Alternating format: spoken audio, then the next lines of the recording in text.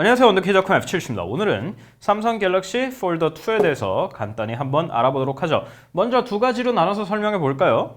일반적인 소비자인데 그냥 뭐 폴더 시절이 그립다 하시는 분은 그냥 결론을 빨리 내려드릴게요. 살 필요 없어요. 사지 마세요. 먼저 일반적으로 스마트폰에 탑재되는 센서가 거의 전부라고 해도 과언이 아닐 정도로 다 빠져 있어요. 지적의 센서가 없으니까 지도에서 내 방향을 알 수도 없고 조도 센서가 없으니까 화면 밝기도 스스로 조절해야 돼요. 이게 왜 문제가 되냐면 야외 시인성이 이 친구가 굉장히 안 좋기 때문에 야외에선 반드시 조절을 해야 되는데 그럴 때마다 야외 모드를 눌러줘야 돼요. 이렇게 시야각도 안 좋은 편이기 때문에 이렇게 조금만 틀어도 화면이 안 보이는데 이게 자동으로 조절까지 안 되니까 상당히 불편하다. 여기 왜 그런지 모르겠지만 키패드 조명 시간도 15초까지밖에 안 돼요. 화면 자동 꺼짐 시간은 2분, 5분, 10분, 30분까지 되는데 자동 시간과 알아서 일치가 되지는 않더라도 화면이 켜져 있는 동안은 키패드는 켜져 있어야 되는데 15초까지인 것도 의아한 부분 중에 하나예요. 거기에 이거보다 좀 더 문제는 이어폰 잭이 없다는 거예요. 3.5mm 이어폰 잭이 없이 아래쪽에 마이크로 USB로 통합이 돼 있죠. 그렇기 때문에 전용 이어폰이 아니면 사용할 수가 없고 제가 알기로는 삼성이 판매하는 정품 젠더도 없어요. 그렇기 때문에 다른 이어폰을 쓰고 싶으시면 블루투스 이어폰을 쓰는 방법밖에 없겠죠. 거기에 이건 사소한 문제지만 테마 기능도 안 들어가 있어서 뭐 예쁘게 꾸미기를 원하시는 분은 더더욱 의미가 없을 거고요. 근데 사실 그것보다 더 큰 문제는 소프트웨어 최적화가 잘 돼 있지 않다는 거예요. 속도 자체는 괜찮아요. 자체는 괜찮은데 키패드에 어울리는 최적화가 안 돼 있어요. 인터페이스가 쉬운 사용 모드를 제외하고 나면 이게 그냥 일반 런처인데 그냥 일반 런처는 키패드에 맞게 설정된 것이 전혀 없어요. 예를 들어서 여기서 버튼을 눌러서 연락처로 간다. 여기서 연락처를 추가하고 싶다. 추가까지 가요. 이런 것들이 인터페이스가 그냥 일반 스마트폰에 그냥 버튼이 달렸다 뿐이에요. 추가를 한다 칩시다. 디바이스. 도대체 이 상태에서 키패드가 왜 뜨냔 말이에요. 난 키패드로 연락처에 접근했는데 이게 왜 떠? 물론 접을 수는 있어요. 이렇게 누르면 접을 수는 있지만 전반적으로 키패드로 할 수 있는 게 매우 제한된다는 게 문제예요. 심지어 기본 내장 앱인 연락처에서조차도 이렇게 가나다 순을 스크롤하면 터치를 하는 수밖에 없어요. 이건 키패드로 접근할 수 있는 방법이 없다. 이건 굉장히 안일하다고밖에 볼 수 없어요. 거기다 아까 말씀드린 대로 화면 밝기를 조절하기 위해서라도 자주 당겨야 되는 알림창을 키패드로 조절할 수 있는 방법이 전혀 없어요. 항상 굳이 화면을 누를 수밖에 없다는 거예요. 서드파티 앱이 어쩔 수 없다 치더라도 기본 내장 앱조차 이렇게 그냥 터치에다가 입력만 되게 만든 수준이기 때문에 결국에는 화면 터치를 아주 많이 해야 되고 키패드는 거의 안 쓰게 돼요. 결국에는 이렇게 화면 입력을 하시는 일이 굉장히 잦을 거예요. 이렇게 어색한 자세로. 그건 너무 원하는 게 많아서 그런 거 아닌가요? 정말 기본적인 기능만 필요한 장년층이나 어린이들은 어떨까요? 일단 첫 번째로 어린이나 청소년은 그냥 사주실 거잖아요. 제가 말려도. 그렇기 때문에 그냥 지나갈게요. 일단은. 하지만 장년층, 중장년층, 이제 쉽게 말해서 우리 할머니, 할아버지들이 되겠죠. 걔는 어떤가? 라고 봤을 때 일단은 폴더폰을 좋아하시는지를 먼저 물어보세요. 저는 사실 이게 그다지 옳지 않다고 봐요. 저는 갤럭시 S8 같은 걸 사드리는 게 이치에 맞다고 생각하는데 아니 뭐 효도, 티내고 물론 그런 것도 굉장히 중요하지만 그걸 떠나서 장년층일수록 잘 못 다루는 분들일수록 정말 모든 걸 알아서 해주고 성능이 좋아서 신경을 안 써도 되는 기계를 선물해야 된다고 저는 생각을 해요. 얘야 밖에서 화면이 안 보인다. 그럴 때는 위에를 당겨가지고요. 여기서 야외 모드를 누르시고 15분 뒤에 꺼지니까 한 번 더 눌러주시면 돼요. 실내에 들어오실 때 너무 밝을 수도 있으니까 다시 한 번 당겨서 야외 모드를 끄시고요. 용량이 부족하시고요. 뒤에 마이크로 SD 카드를 따가지고요. 데이터 이동을 하시고요. 그렇게 안 되는 거는 파티셔닝을 새로 하셔야 돼요. 라고 할 수는 없잖아요. 며느라가 사진이 안 찍힌다. 그거 해상도가 좀 낮아서 그런 건데 사진으로 볼 때는 좀 별로이시지만 PC로 보면 조금 크니까 잘 보일 수도 있을 것 같은데 플래시를 터뜨리시면 그런 게 아니에요. 그냥 갤럭시 S8처럼 누르면 아이고 잘 찍힌다 하는 게 맞는 거라고 저는 생각을 해요. 이건 어디까지나 제 의견이지만 다시 본론으로 돌아가서 왜 이걸 선물하지 말아야 되는가라고 하면은 일단은 제일 중요한 키패드 누르는 게 너무 어려워요. 키패드가 이렇게 플랫 방식이죠. 플랫 방식인 것까지는 좋아요. 사실 저는 중장년층, 그러니까 장년층이라고 칩시다. 중년층도 요즘은 수요가 많지 않은 것 같으니까 에게는 이렇게 버튼이 나눠져 있는 게 더 좋다고 생각해요. 와인 스마트 재즈가 좋은 폰이라는 뜻이 아니에요. 버튼이 전 이렇게 나눠져 있고 얘는 조금 부들부들하거든요. 고무와 플라스틱의 중간 정도 느낌인데 얘는 키 감각이 너무 뻑뻑해요. 아주 힘을 줘야 되는 방식이기 때문에 일단 여기서 싼 티라고 누르기 어렵고 탈락. 거기에 두 번째로 여기 뒤에 달려있는 스피커 빵빵해 보이는데 소리 자체가 작은 건 아닌데 소리 품질이 너무 떨어져요.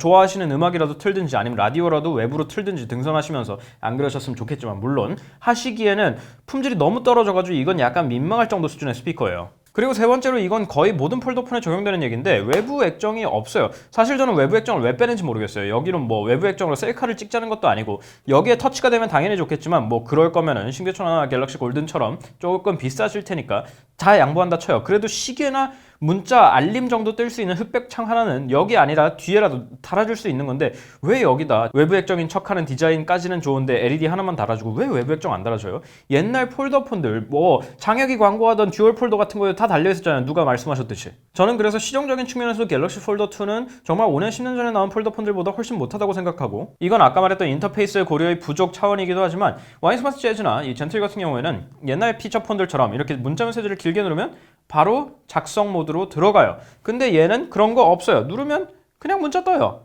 끝이에요. 이런 부분들에서 부족하다는 거예요. 물론 메뉴에서 이렇게 움직일 때 선택기에 잔상이 남아서 시력이 좋지 못한 분들도 쉽게 위치를 추적할 수 있는 기능은 좋은 아이디어지만 아주 기본적인 전화나 문자 메시지 인터페이스조차 너무 복잡해요. 너무 복잡하고 과연 이걸 수요층에 맞게 수정할 의사조차 있었는지 의심스러울 따름이에요. 작성을 눌렀는데 왜 난 키패드로 OK를 눌렀는데 키패드가 왜 떠요 도대체 화면에? 거기다 조금 더 황당한 거는 여기 쉬운 사용 모드가 있는 것까지 좋아요. 시계 있고 날씨 나오고 앱들이 있고 뭐 손주 사진 넣을 수 있는 사진 여기 앨범 그 프레임 하나 있고 다 좋아요. 데이터 사용도 있고 누르면은 뭐 와이파이에 연결되는 건 아니지만 사용량도 보이고 여기 간단 설정도 있고 만보계도 있고 손전등도 있고까지는 좋아요. 근데 문제는 이 모드를 켜놓는다 그래도 그렇게 뭐 쓰기 편하게 바뀌지가 않아요. 그냥 글자 좀 커지고 레이아웃을 편하게 만든다고 했는데 제가 보기에는 레이아웃이 뭐 크게 변하지 않아요. 심지어 여기 설정에 가서 보면은 이렇게 간단 화면 구성이 적용되는 게 딱 5개밖에 없어요. 이걸 과연 중장년층 특화를 시킨 소프트웨어라고 말할 수 있는지, 여기까지는 두 군의 수요층에 대해서 나눠서 설명드렸는데 어느 수요층이든지 사실 싫어할 만한 기능이 하나 있어요. 바로 카메라예요. 아니 F1.9에 밝은 렌즈가 들어갔고 나름대로 화질도 좋다고 삼성에서 광고하던 그 카메라에 무슨 문제가 있죠? 라고 하면은 화질이 굉장히 후져요. 사실 그걸 떠나서 저는 폴더폰 카메라는 여기 달려 있어야 된다고 생각을 해요. 시야가 이렇게 가는 게 맞지, 이렇게 가 있으면은 이게 꺾여 있으니까 제대로 안 보이거든요. 각도가 틀어지게 돼요. 근데 뭐 다 양보할 수 있어요. 근데 그걸 떠나서 사진이 너무 안 나와요. 정말 너무너무 안 나와요. 저조도는 말할 필요도 없어요. 애초에 29만 7천원짜리에서 저조도를 바라면은 제가 조금 못됐다는 취급을 받겠죠. 그래서 그건 그럴 수 있어요. 하지만 아주 어둡지 않은 실내에만 들어와도 너무 흔들림이 심하고 밖에 광량이 충분한 데서 찍으면 그나마 봐줄만 하긴 한데 디테일이 좋은 편은 아니에요. 그리고 혹시나 해서 드리는 말씀이지만 이걸로 절대 셀카는 찍지 마세요. 화질이 정말 너무 안 좋아서. 그리고 사실 어쩌면 제일 중요한 부분일 수도 있는데 키패드 반응이 썩 별로예요. 저는 처음에 제가 너무 피처폰을 오랜만에 써봐가지고 이걸 잘 못하나 싶었는데 보세요. 애국가를 한번 쳐볼게요. 제 손에 맞게 따라오는지 한번 볼게요.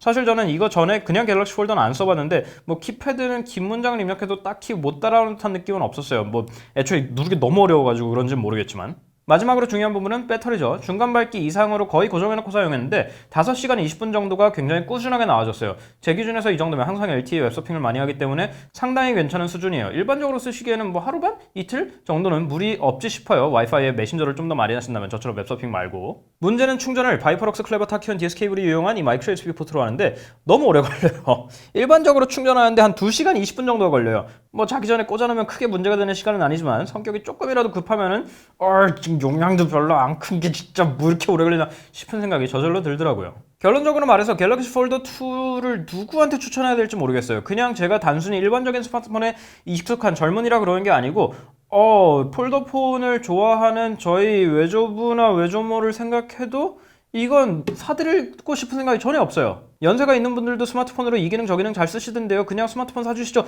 라는 수준의 얘기를 하는 게 아니에요. 물론 그건 사실이지만 이건 단순히 전화 문자만 쓸 기본적인 피처폰으로만 쓰려고 해도 너무 복잡하고 너무 크고 그러면서 편하지도 않아요. 제가 보기에는 정말 그런 걸 원하시면 그냥 일반 피처폰을 사시는 게 훨씬 편할 것 같아요. 애초에 그 목적으로 설계된 기계를 쓰시는 게 낫지 이렇게 그냥 안드로이드를 피처폰에다가 그냥 띡 하고 넣어놓고 아무 생각 없는 인터페이스에 그냥 버튼만 작동되면 되겠지 하는 거는 쓰기 너무 불편해요. 지금까지 써본 결과 갤럭시 폴더 2는 정말 스마트폰 사용량을 좀 줄이라고 중독 방지용으로 만든 건가? 뭐 그런 생각밖에 안 들어요. 그렇다면 성공이에요. 전 정말 이러고 폰 쓰느라 진짜 열받아 죽는 줄 알았어요. 버튼이 안 먹는 게 너무 많고 되는 기본 앱도 너무 불편하니까 계속 이러고선 전체를 정말 민망해 죽는 줄 알았어요. 그렇다면 성공이지만 일반적인 목적으로 쓰거나 정말 특수 목적, 피처폰으로 쓰기에도 제가 보기엔 이건 부적합이에요. 정말 사지 않으셨으면 좋겠습니다. 이걸 선물한다?